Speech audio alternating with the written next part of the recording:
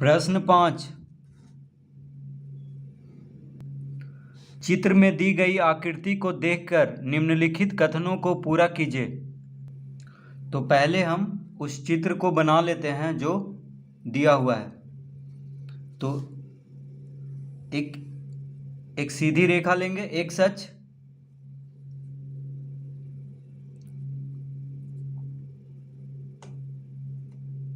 यहाँ पे लिखेंगे x डैश, यहाँ पे x, तो x अक्ष हो गया ये। उसके बाद बाई अक्ष एक ठो हम, ये हो गया बाई अक्ष।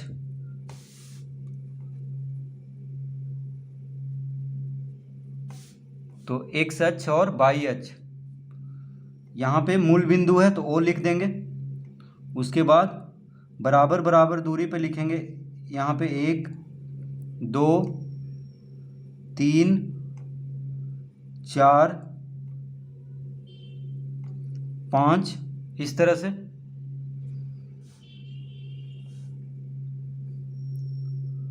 तो x अक्ष पे मूल बिंदु के दायां तरफ धनात्मक संख्या होता है और मूल बिंदु के बायां तरफ x अक्ष पे क्या होता है, ऋणात्मक संख्या। तो इधर हम लिखेंगे -1 -2 -3 -4 -5।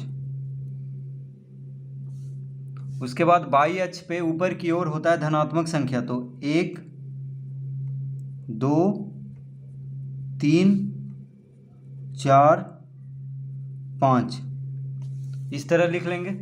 और बाई अक्ष पे मूल बिंदु के नीचे की तरफ होता है ऋणात्मक संख्या। तो यहाँ लिखेंगे -1 -2 -3 -4 -5, इस तरह लिख लेंगे। तो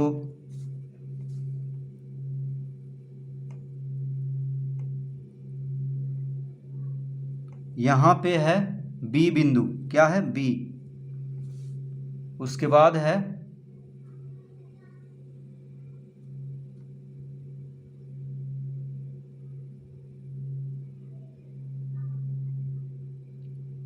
यहाँ पे है M।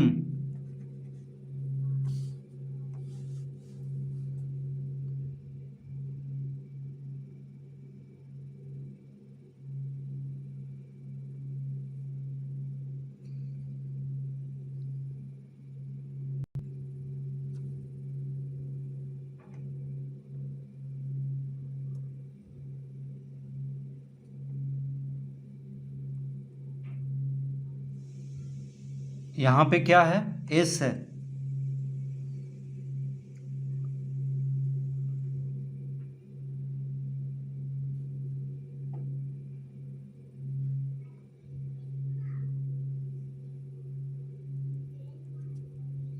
यहाँ पे है बिंदु L। ठीक है, इस तरह से चित्र बना हुआ है। तो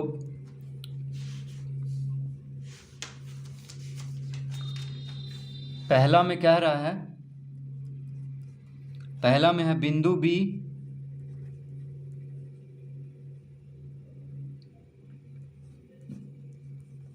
बिंदु B का भुज, बिंदु B का भुज और कोटि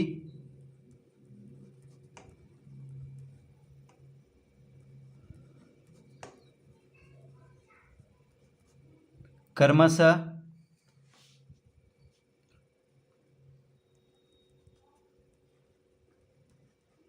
खाली स्थान और खाली स्थान है। अतः B के निर्देशांक, अतः B के निर्देशांक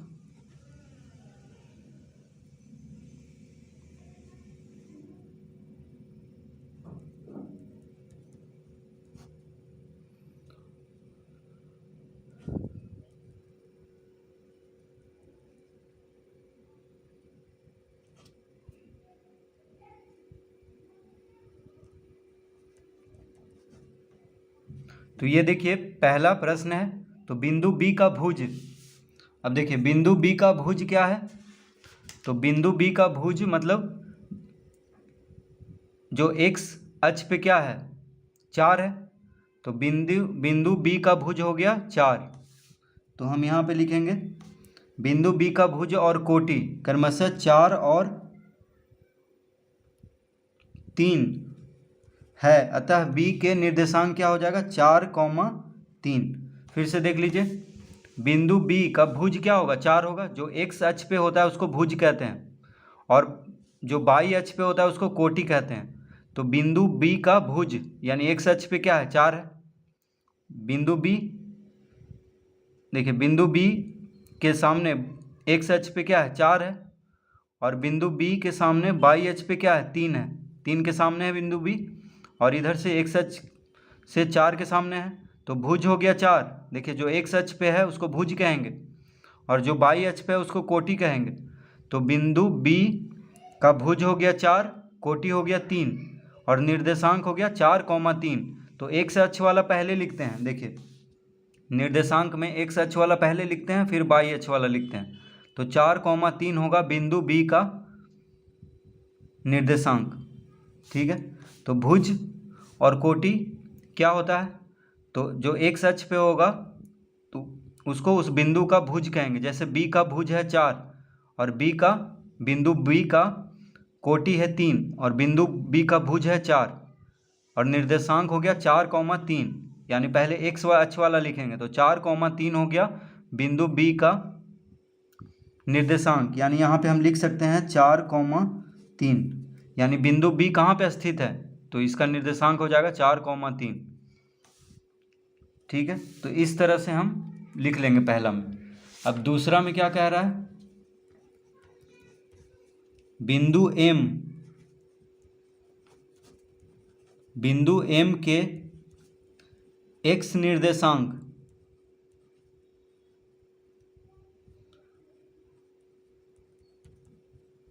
बिंदु एम के एक्स निर्देशांक और बाई निर्देशांक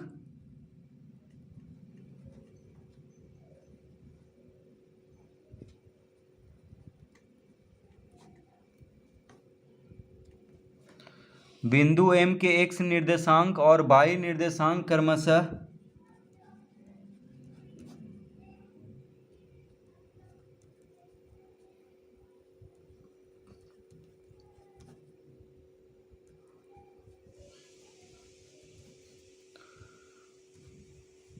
खाली स्थान दिया हुआ है, अतः एम के निर्देशांक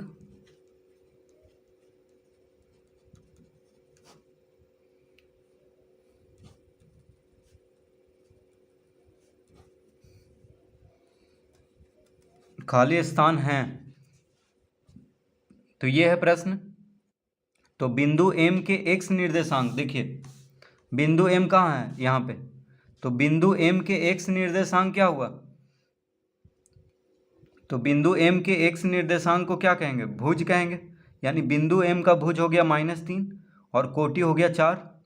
तो बिंदु एम का एक्स निर्देशांक, तो एम देखिए एक्स अक्ष के सामने, बिंदु एम के सामने देखिए एक्स अक्ष पे क्या है -3 है, तो बिंदु एम के एक्स निर्देशांक हो गया -3 और बिंदु एम के बाई निर्देशांक हो गया 4।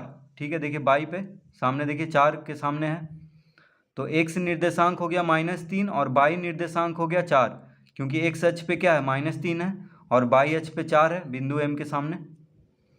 तो यहाँ पे हम क्या लिखेंगे, बिंदु एम के एक्स निर्देशांक क्या लिखेंगे -3 और बाई निर्देशांक क्या लिखेंगे 4। तो एम के निर्देशांक क्या हो गया -3,4, तो एम के निर्देशांक हो जाएगा -3,4। ठीक है, यानी इस बिंदु को हम कह सकते हैं -3,4, इस बिंदु को। तो ये बिंदु एम कहाँ पे स्थित है -3, इसका निर्देशांक क्या है -3,4।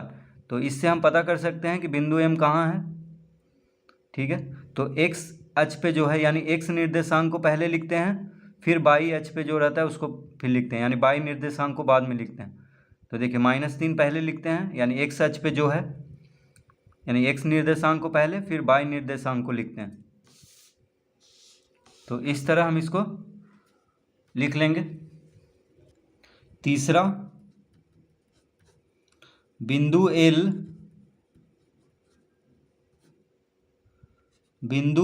के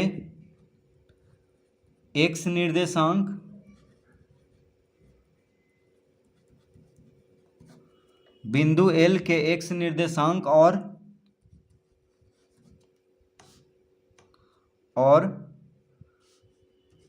वाई निर्देशांक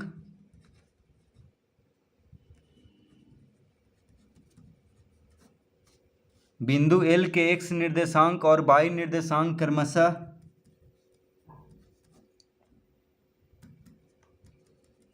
खाली स्थान और खाली स्थान हैं। अतः एल के निर्देशांक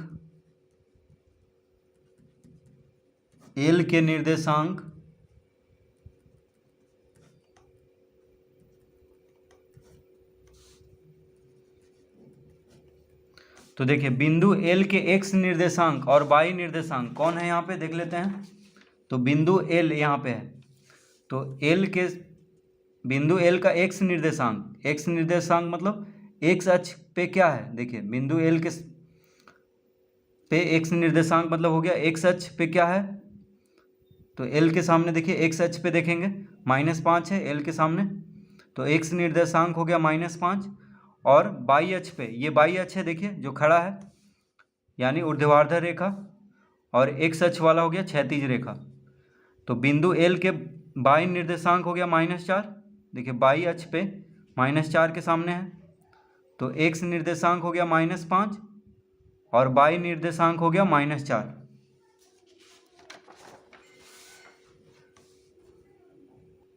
तो बिंदु एल के एक्स निर्देशांक और वाई निर्देशांक हो गया -5 और -4। अतः एल के निर्देशांक क्या हो गया, -5, -4। ठीक है। तो इस ये बिंदु जो एल है इसका निर्देशांक क्या हो गया, -5। पहले एक्स अक्ष वाला लिखते हैं, उसके बाद वाई अक्ष वाला। तो एक्स निर्देशांक क्या है -5, फिर वाई निर्देशांक है -4 बिंदु एल का। तो ये -5, -4 हम इस बिंदु का निर्देशांक हम यहाँ पे लिख लेंगे, यानी एल बिंदु का निर्देशांक हो गया -5, -4।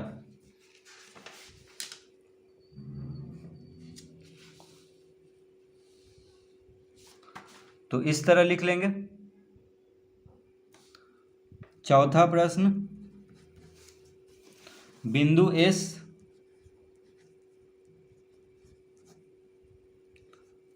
एस के एक्स निर्देशांक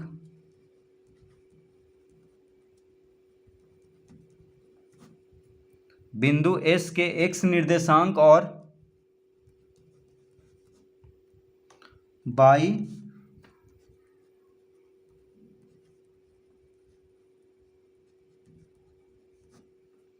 वाई निर्देशांक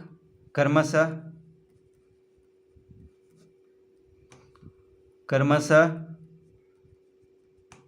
खाली स्थान और खाली स्थान हैं।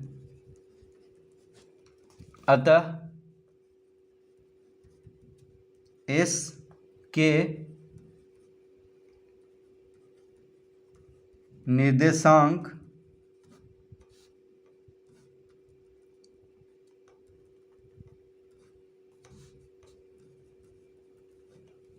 तो बिंदु एस के एक्स निर्देशांक, तो बिंदु एस को देखेंगे अब, देखिए बिंदु एस, तो एक्स निर्देशांक मतलब एक्स अक्ष पे क्या है, एक्स अक्ष। तो बिंदु एस के सामने जो एक्स अक्ष पे क्या है 3 है, तो एक्स निर्देशांक हो गया 3। देखिए ये एक्स अक्ष है और ये जो खड़ा रेखा है वो वाई अक्ष है। तो बाई निर्देशांक हो गया -4। देखिए इसके सामने बाई अक्ष पे क्या है -4, तो ये हो गया बाई निर्देशांक एस का। तो एस का बाई निर्देशांक हो गया -4 और एस का एक्स निर्देशांक हो गया 3। तो हम इसका क्या लिखेंगे 3 और -4।